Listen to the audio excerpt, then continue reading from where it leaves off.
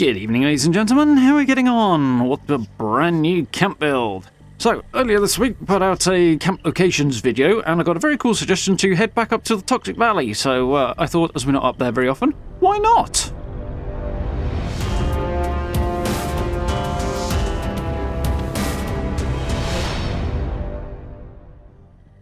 Okay. So yeah, we've got a bit of a quiet week this week, with at least on the camp side of things. There's no new items in the atomic shop, really, so I thought we'd go back to an old prefab and take it up to the Toxic Valley, do something a little bit different. So we're working with the destroyed trailer. So here is our little camp location, and as you can see, we're right up by Wavy Willows here, just sort of off the end of the Croccolossus there. So a really cool little spot up here. You should also totally check out the Crater Watch Station there if you haven't seen it before. It's a cool location. Nothing actually going on there, but it's very cool and easily missed, so while we're on the topic. But yes, up at the northern edge of the Savage Divide, it's a nice little flat plateau here behind the Croccolossus. You can see his tail sticking up at the back there. And I've already got the trailer in there, just to make sure that I had the right spot for it, as it's a bit awkward to move around. And we will start with some stairs for this thing. So I haven't actually used this trailer since it first released. I used it very briefly the week it came out, and I thought it'd be good to go back to it. So we've got the opportunity. You can snap conventional stairs onto this opening and also onto the door around the other side. But what you can't do is snap the foundation stairs onto it, unfortunately, and those are the ones that are going to look best here. So we'll have to do a little bit of working around that issue here. So we've lined up the foundation there to get the height right, and now we've moved it onto what will be the inside and used two foundations so that we can have a set of floating stairs. I'll link a video with a slightly more detailed guide on how to do that. But let's now carefully maneuver this prefab back in. With some things, it's easy to put them down and then sort of fine-tune after you've initially placed the item. In the case of the destroyed trailer and a lot of the other larger prefabs, it's the other way around sometimes. These things can be a bit awkward to move. But there we go. That's about as close as it's going to get. We need to sort the line out a little bit, but a little tweak and we'll be there. And I need to close up this doorway on the end. You can also snap stairs onto this doorway. Again, narrow stairs as opposed to the foundation ones, but we just want to close it off for this one. Unfortunately, there is only one door that will actually snap into this place, as far as I'm aware. There might be two, but only one that I know of, which really shuts down your options in terms of what you can do here, because I wanted to use something a bit scrappier, but I ended up putting this mobile home door on here and sticking with it, because as I can swap it out along the same row, I can't go up and down in the build menu, which is a bit annoying. So I do want a solid door here, and the one that snaps in, this mobile home door, just is the best bet there, I think. So we'll lock that off, and then we'll stick some window boards over it, just to kind of reiterate the fact that this is not the entrance. And we'll head back inside. So we don't have to seal these holes up, but I kind of want to live in here, so it's probably not such a bad idea if we do. And I can drop a junk fence over that one. Should plug that quite nicely. Doesn't even stick out the top. Wonderful. And I'm going to use a couple of chain link pieces here. We're using the half-size ones, because the full-size chain link covers the gap, but it just won't sit quite as close to the wall, whereas those half-size ones are a bit more cooperative. So there we go. I've actually had a couple of ideas for plugging those gaps up since that came to me during the edit that I might have to try at a future date, rather than just doing it the same way, but yeah. For now, that'll do the job. I do want to close off this window as well, so no enterprising super mutant comes along and sticks his rifle through my window. So we're going to grab some of the Haunted House window boards, and these will double up quite nicely in the middle there. They're technically a bit of clipping going on there, but it really just looks scrappy as all heck, and it's kind of fine. The eye kind of skates past the clipping there, so it's not too bad anyway. So, I'm going to get a gate in here for a doorway, as we can't snap anything else in. I did think about trying to maneuver a wall in here and putting a door in, but it would have stuck up too far, so a gate on the front it is. I've also put those responder signs either side to plug up a few holes in the wall. I was going to show you how to do that, but something really weird happened in the edit, so that kind of fell through the cracks a little bit. But it's just a case of placing those signs on the walls like any other poster or the like, so nothing too complicated. With that gate in place, though, I'm going to put a couple of half chain link pieces just so that it's not quite so lonely, for want of a better word. I need to adjust the angle a little bit there. It needs to be on the top step here to avoid any clipping, but we can just set it nice and snug there. Looks alright. Got the line right now. We just snap this back in, and it looks kind of cohesive. So, building on the trailer is done. Let's move on to putting some junk walls around this place. So, I've done this sort of thing a few times. A little bit of a floating issue in that bottom corner there. Some things will clip through the ground better than others. These simpler junk fences better than the more complicated ones for some weird reason, but it is what it is. The ground here is a bit odd. It's mostly flat, but not quite, which summarises pretty much the whole map. The other thing is, sometimes things clip in a little bit where you'd expected them to. Sometimes they sink in a little bit less than you might expect, and some of the things that are given to sinking in anyway will sink in further than you might expect. It's just a little odd. I don't quite know what's going on there, but it does work. It's not too difficult to work with or anything. It's just a bit strange in places.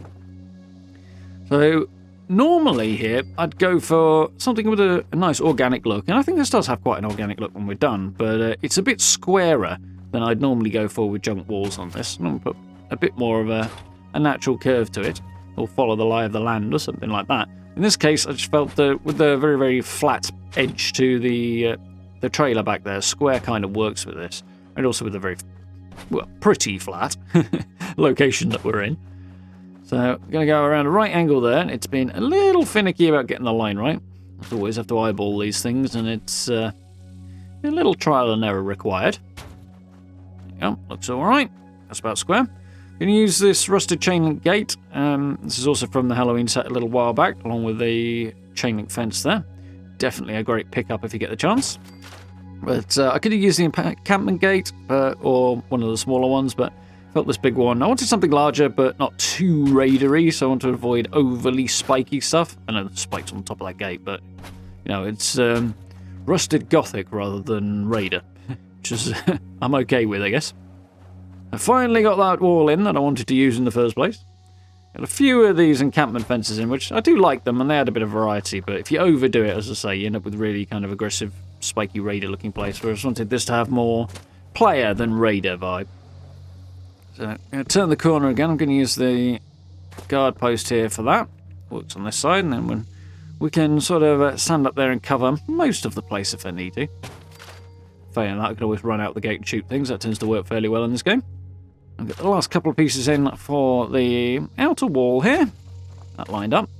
Interestingly, turns out this large chain link will snap right through the guard post, which is a bit odd, and also potentially useful to know sometime, but not what I want right now, so we're going to grab this junk fence and plug this last gap. I'm using this wooden one quite a lot, rather than the corrugated one that is basically the same but has corrugated metal, just because there's other bits that I'm using a lot that have corrugated metal on, like the guard posts there, so variety and all that. We're going to drop this extra encampment fence on the top of the basic one here, just to make it a bit taller.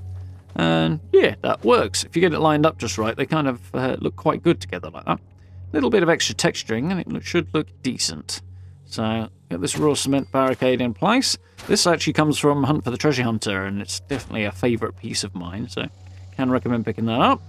Stuck a Blue Ridge flag on there, as we're going to have a player vendor in there, and that dresses it up nicely. A couple of little extra bits and pieces of floor decoration and stuff like that around the outside add a little bit of depth and texture to your walls, which is always nice to have.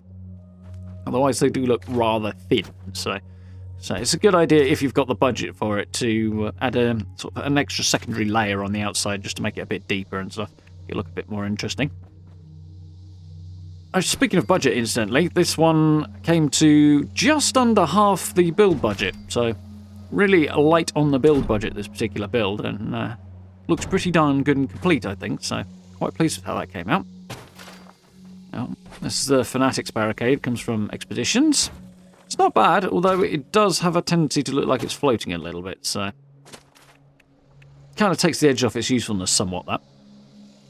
Well, nice to use a bit of white picket fence once in a while. I don't really have a lot of occasion to do that. There's a couple of things I've done recently with it, but it's often just doesn't quite look right. Adding it onto the outside of a little bit of the junk fences here just adds a little bit of uniqueness and texture to it and changes things up a little bit.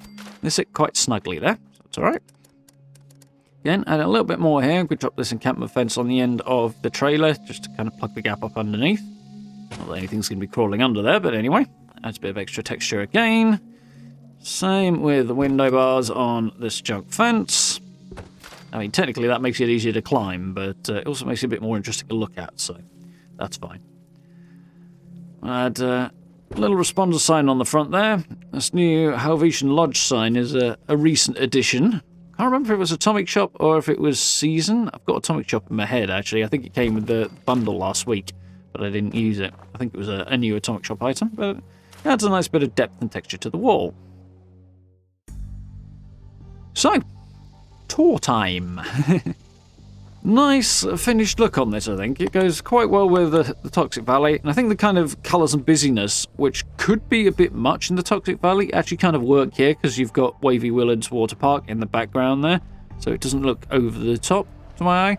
I always have a bit of a hard time with the Toxic Valley, but which is why I don't build up here very often, but I do want to try and do it a bit more in coming weeks and months, just for variety's sake. So yeah, quite happy with how this looks. Scrappy, pulled together from whatever can be established and dragged back from around the Toxic Valley vibe was what I was going for here, and I think it pretty much achieves that quite nicely.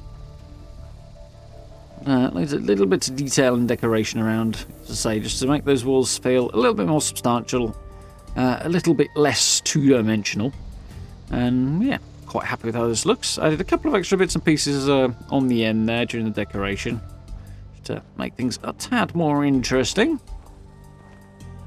I'll swing around. You see the guard posts doing what they need to about giving us a decent view down the sides as well. It's up in the air so we can fire down on anything that might spawn here. Haven't been attacked here yet.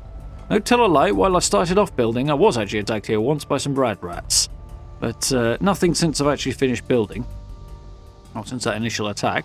Yeah, I reckon it looks alright. Bit scrappy, bit stay off my lawn, not too raidery, which is basically the line I wanted to walk. Let's open up this gate, head on inside. We've got my shelter and my symptomatic tucked in the corner here. I used a bramble down here, which I use quite a lot in other builds, but in Toxic Valley they look a bit out of place, so I try and keep them to a minimum, but I use the one in that corner because the ground's a bit lumpy there, and there's a tiny bit of floating going on with the symptomatic, and I wanted to conceal it, and it kind of does that okay, I think. So we've got a cooking area outside here, as there wasn't really room inside the trailer when I was done. Looks quite good out here. The dressing station for the Radstag and stuff. Here is our little player vending market. Used a bit of the merge glitch there to just make that a bit more interesting. Came out quite nicely. A shower in here. A little view from the top of this guard post. Stuck the stash box in there just to add a little bit more interest to the guard post. Make it look like there's an ammo box there should anybody need to defend. So you've got a decent field of fire from up here. I like it. Looks alright, I think. The shower tucked in there. Kind of suits this build to have a cold outside shower, but hey, it works. And I used this little section here for a very improvised outdoor bathroom. I used a couple of those screens there, along with an awning over the top of it.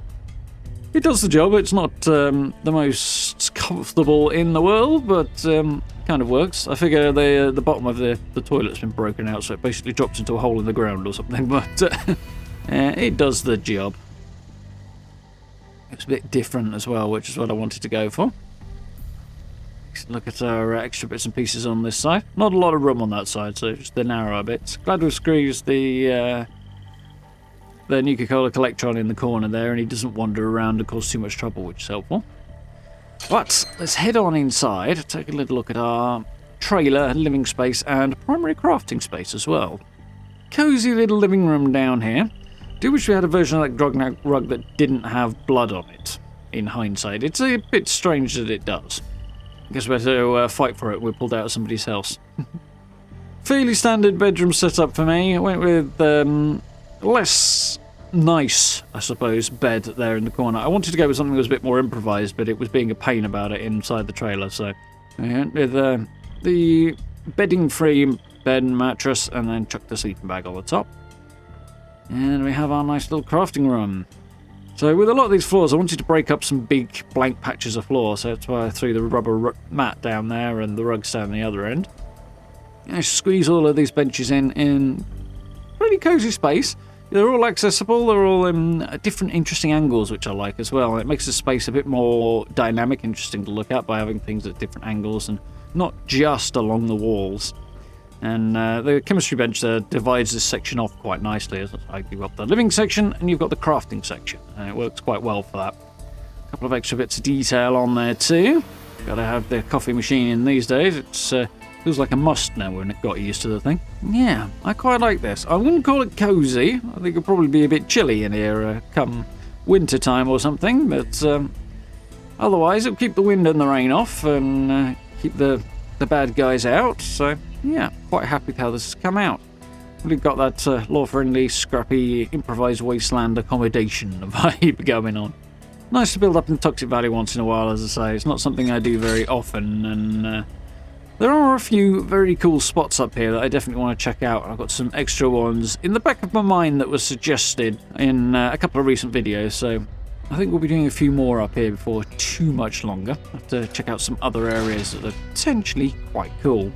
So, I hope you folks enjoyed that one and liked that little build. If you did, please consider dropping subs and likes. I'd very, very much appreciate it. As always, down below videos, social media links, merch store, channel memberships, all that good stuff on those buttons if you want to support the channel that way. Massively, massively helps out, and I hugely appreciate it. And if you get a chance, join us for live streams as well. We are, of course, playing 76, and we're playing a little Resident Evil 4 remake as well, so do join us for that. But for now, thank you very much for watching. I look forward to speaking to you all very, very soon.